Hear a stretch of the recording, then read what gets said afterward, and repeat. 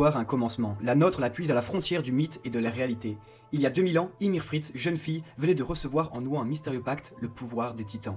Un singulier cadeau que la jeune Ymir venait de s'octroyer après avoir réalisé un accord avec une personne en particulier. Si vous êtes curieux de connaître la véritable nature de ce pacte et l'identité de cette personne, rendez-vous en description où se trouve une vidéo dont nous sommes très fiers expliquant en détail la nature de ce dernier.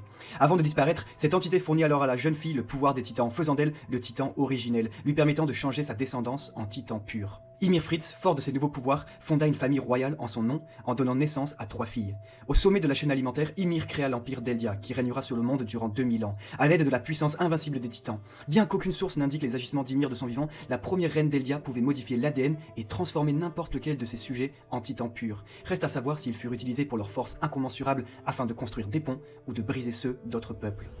13 ans après avoir hérité de ses pouvoirs, Ymir Fritz trouva la mort d'une façon inconnue, laissant ses 3 filles Rose, Maria et Shina orphelines. Elle divisa à sa mort son âme en 9. 9 morceaux du titan originel qui, à l'aide d'un chemin invisible reliant chaque descendant d'Ymir, allèrent trouver refuge dans un nouveau-né eldien. Un morceau d'âme dédié à la famille royale pour contrôler les 8 autres, envoyé au sujet d'Ymir. Cependant, la mort de la grande Ymir ne peut être naturelle, tant emplie de colère et de vengeance, celle qui deviendra une véritable déesse au fil de l'histoire, appliqua une malédiction sur les futurs détenteurs de son âme. Un détenteur du pouvoir de titan ne pourra vivre plus de 13 ans, car nul ne peut vivre plus longtemps avec les pouvoirs d'un titan qu'Ymir elle-même. Certains racontent que la grande prêtresse Ymir fut assassinée par l'une de ses filles, qui contrairement aux 2 autres, ne tira aucune larme à la mort de sa mère. Ymir, titan originel et dévoré à sa mort, octroie à l'une de ses filles de sang royal le pouvoir du titan originel qui gouvernera les 8 autres ayant trouvé refuge dans un Eldien. Serviront alors l'empire Eldien et la famille Fritz de 13 ans en 13 ans, le titan assaillant, véritable pilier fédérateur, le titan mâchoire à la mobilité et la morsure mortelle, le titan féminin polyvalent et capable d'attirer les titans purs, le titan bestial qui grande taille est une arme redoutable à distance, le titan marteau d'armes capable de façonner tout un arsenal ex nihilo, le titan charrette, soutien primordial pour ses compagnons, le titan cuirassé, véritable brise-muraille, et le titan colossal, arme de destruction massive au sobre nom de dieu de la mort. À leur mort, chaque titan trouvera refuge dans un nouveau-né eldien, à moins que, dévoré par un titan pur, celui-ci n'hérite de son pouvoir. C'est ainsi que la famille Fritz couronna un roi tous les 13 ans afin que la famille royale ne perde pas le contrôle du titan originel. Tout comme les détenteurs de chaque titan furent dévorés par une personne de confiance choisie par les Fritz afin de perpétuer la grandeur d'Eldia pour l'éternité. Ainsi, les titans rentrèrent dans les 8 familles amies du roi. Peu de temps après la mort d'Ymir, Eldia décida de déclarer la guerre au continent voisin dirigé par le gouvernement Mar. À l'aide du pouvoir de l'originel, Eldia submergea Mar de titans purs. Cette politique expansionniste eut le terrible prix de rayer de l'histoire bien des cultures et ethnies. Durant ces nombreux génocides, certaines familles luttèrent pour la possession des titans, mais à l'aide de l'originel, les Fritz maintenirent l'ordre. C'est à cet instant que la famille Fritz, non sûre de ses véritables amis, s'entoura d'une famille qu'elle allait elle-même créer. Fruit d'une science titanesque royale, les Fritz fondèrent la famille Ackermann, soldats à la puissance dévastatrice contre les titans, trop curieux de s'attaquer au roi et sa famille. Véritable argument d'autorité anti-titan, les Ackermann devinrent l'épée et le bouclier du roi, décuplant leur véritable potentiel pour le servir. Année 370. Plus de 3 siècles plus tard, Eldia ne cesse de s'expandre et décide une bonne fois pour toutes d'anéantir Mar et massacrer son peuple afin de gouverner sur le grand continent et le monde entier. Intervint alors le massacre de Lago, ville majeure Mar qui tomba en un jour par l'assaut des titans. Année 1240. Après tant d'années et de guerres, Eldia était sur le point de devenir l'empire absolu gouvernant sur le monde. Après de multiples combats contre les différents peuples libres, une épidémie meurtrière toucha le continent, faisant chuter drastiquement la population mondiale. Mais le roi Fritz usa du pouvoir de l'originel pour modifier l'ADN de ses sujets afin de les préserver de la maladie. Aucun Eldien ne mourut. Peu de temps après l'épidémie, Eldia s'allia avec une nation de l'Est nommée Itzulu, après avoir été en très bons termes avec son shogun. Année 1885. Karl Fritz, 145e roi d'Eldia, est dévasté par les horreurs commises par son peuple durant presque 2000 ans.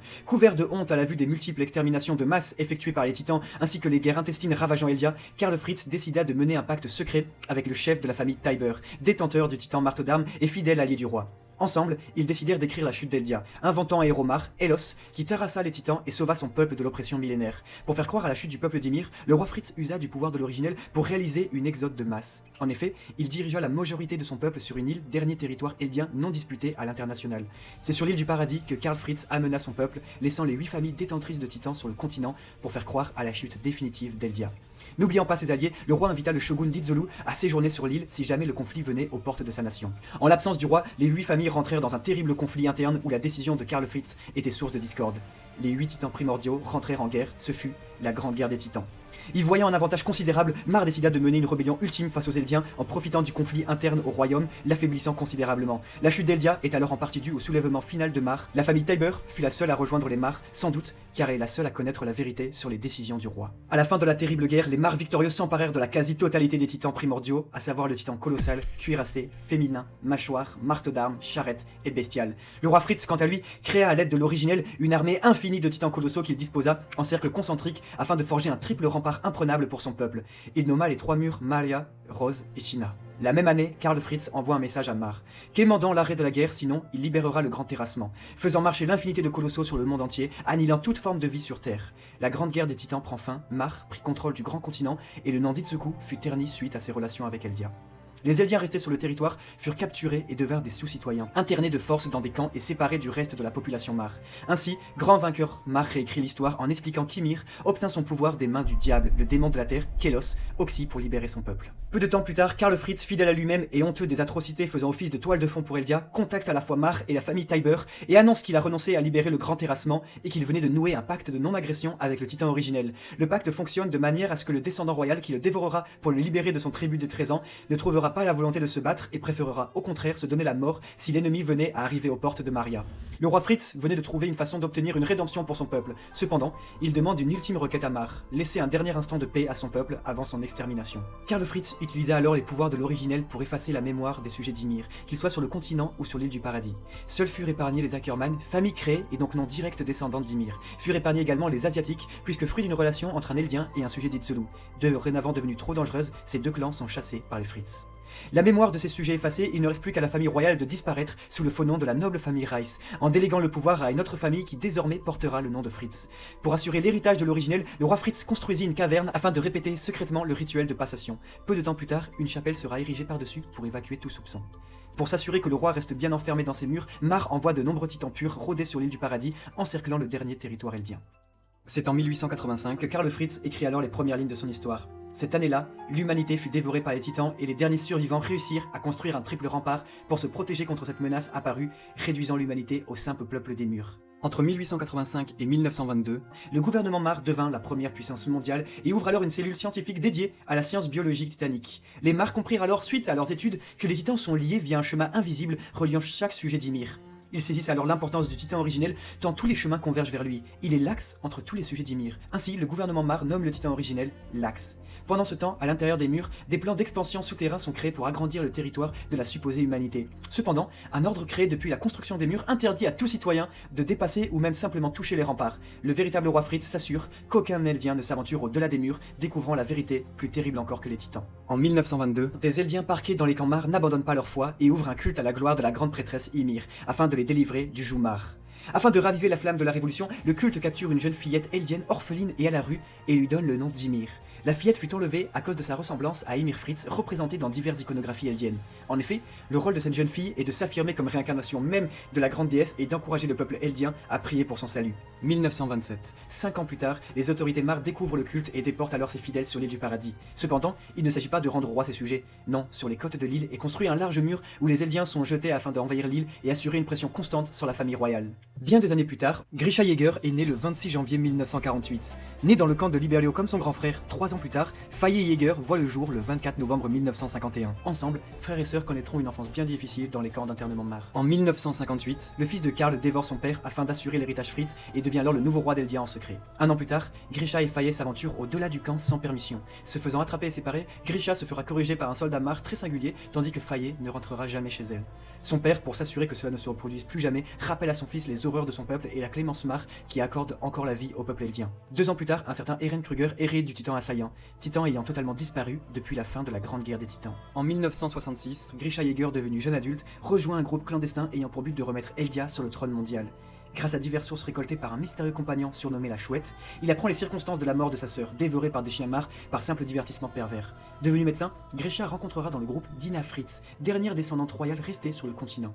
Touchée par l'engouement fédérateur de Grisha, elle tombera amoureuse et mènera la révolution silencieuse avec son mari. Un an plus tard, leur enfant Sig Jäger est né. La même année, de l'autre côté des eaux, le maître d'école Smith raconte secrètement à son fils bien curieux qu'il soupçonne que le roi a effacé la mémoire de ses sujets. Excité par l'hypothèse, le jeune Hervey Smith la partagera à ses amis à l'école. Rapidement, la théorie parvint aux oreilles de la milice royale qui capturera le professeur, le torturera et le tuera, camouflant le tout par un accident survenu dans un village voisin. Comprenant le poids de ses erreurs ayant conduit à la mort de son père, Erwin se jure de découvrir la vérité sur ce monde. En 1969, Rod, petit-fils de Karl, donne naissance à sa première fille, Frida, tandis que 2 ans plus tard, son grand frère Uli dévore son père et hérite du titan originel. Au même moment, Kenny Ackerman apprend la vérité sur le harcèlement constant que subit sa famille, obligée de vivre comme des rats. Apprenant les agissements terribles de Karl pour supprimer tout Ackerman, puisqu'il ne pouvait pas leur effacer la mémoire, Kenny décide de chasser le véritable roi afin de venger son clan. Voilà que l'épée du roi se retourne finalement contre lui. Kenny tente d'assassiner le roi Uli mais échoue. Victime du pacte de non-agression, Uli se prosterne devant Kenny, lui suppliant de le pardonner pour les erreurs de son grand-père. Kenny accepte de servir le roi en redevenant son bras droit et le bouclier Fritz, devoir originel des Ackerman. Alors s'estompe le harcèlement envers sa famille. La même année, il découvre avec tristesse sa sœur Kutchel inanimée dans un bordel souterrain, dernière victime du harcèlement Fritz sur leurs anciens alliés. Sans doute rongé par les remords, en pensant que s'il était intervenu juste un peu plus tôt, la mort de sa sœur aurait pu être évitée, il décide d'élever son fils, devenu orphelin. Au même instant, de l'autre côté des murs, Tom Xaver, scientifique de renom, hérite du titan bestial. En 1972, le gouvernement Mar, fort de sa suprématie mondiale, se tourne finalement vers l'île du paradis et ses ressources abondantes. Pour cela, les autorités décident de créer une unité militaire unique composée d'Eldiens entraînés qui serviront de réceptacle pour les futurs titans. Apprenant la nouvelle grâce à leurs informateurs, Grisha et Dina décident d'enrôler secrètement leur enfant Sig afin de le faire devenir ce que le gouvernement nomme un guerrier. 1974. Subissant la pression constante de son père et essuyant de nombreux échecs lors de la formation Mar, Sig apprend que les autorités viennent de débusquer le groupe de révolution eldienne. Apeuré, Sig demande conseil à son ami professeur Tom Xaver qui lui propose le terrible choix de dénoncer ses parents pour éviter une déportation totale de sa famille. C'est en effet après avoir dénoncé ses parents que Sig est promu citoyen d'honneur et deviendra l'un des candidats directs pour hériter d'un titan. Déportée sur l'île du paradis, Dina se voit transformée en titan devant les yeux de son mari. Grisha Yeager, lui, se voit sauvé par un soldat Mar qui, à un instant décisif, trahit ses collègues et se dévoile être la Chouette, informateur secret de la résistance. Eren Kruger, dit la Chouette, arrive à la limite de ses pouvoirs, décidant alors de faire hériter à Grisha le titan assaillant. Afin de pénétrer le royaume du roi Fritz, il lui dérober l'originel pour rendre à Eldia sa grandeur qu'il a lâchement abandonnée. Grisha Yeager se transforme pour la première fois, le rendant amnésique. C'est en errant sur l'île qu'il tombera nez à nez avec Kaid Sadis, chef du bataillon d'exploration chargé d'explorer le monde occupé par les titans. Grisha Yeager fonde alors secrètement une nouvelle vie et se marie à Carla afin d'enquêter sans soupçon le royaume du lâche Fritz. Un an plus tard, Karina Brown, eldienne du camp de Levelio, tombe secrètement amoureuse d'un Mar. De cette relation interdite naquit Rainer Brown, qui s'inscrira pour tenter de devenir un futur guerrier Mar. 2 ans plus tard, de l'autre côté des murs, Grisha et Carla Yeager donnent naissance à leur enfant, Eren Yeager. 1979. Fort de ses efforts, l'ultime espoir eldien finit par trouver la caverne des Fritz où tous les 13 ans, l'originel traverse les générations de la famille royale. Cependant, il décide de laisser le sort eldien un instant pour se préoccuper de sa nouvelle famille. Au même moment, un jeune Erwin Smith propose aux autorités des murs une technique de déplacement extramuros à longue distance, mais est refusée à chaque fois. 1984. Frida, fille de Rod, dévore son oncle et roi Uri afin d'hériter du titan originel. Dans la République Mar, Sig Yeager est choisi pour hériter du titan bestial. Moins d'un an plus tard, 5 nouveaux guerriers sont choisis pour attaquer l'île du paradis et ses ressources naturelles. Marcel Galliard hérite du titan mâchoire, Pic du titan charrette, Annie Leonhardt du titan féminin, Rainer Brown du titan cuirassé et Bertolt Hoover du titan colossal. 1986. Sig Yeager réalise la prouesse d'occuper une ville ennemie en une seule nuit. L'enfant miracle de sang royal a la capacité de contrôler des centaines de titans. Mar est au sommet de sa puissance et rien n'arrête son expansion. Dans le royaume eldien, Erwin Smith convainc Levi Ackerman d'intégrer le bataillon d'exploration et d'utiliser ses talents afin d'oxyre la menace qui pèse sur les murs. Sa jeune cousine, Mikasa, perd tragiquement ses parents suite au meurtre de ces derniers par des trafiquants humains. Elle sera recueillie par la famille Yeager. 1987, invincible, Mar lance son opération de conquête du paradis et envoie ses guerriers sur le territoire du roi Fritz. Sous-estimant la menace des titans, le jeune Marcel Galliard trouve la mort en protégeant Rainer d'un titan pur qui l'attaque. Paniqués, les jeunes guerriers s'enfuient en direction des murs, tandis qu'Ymir hérite du titan mâchoire et retrouve ainsi son apparence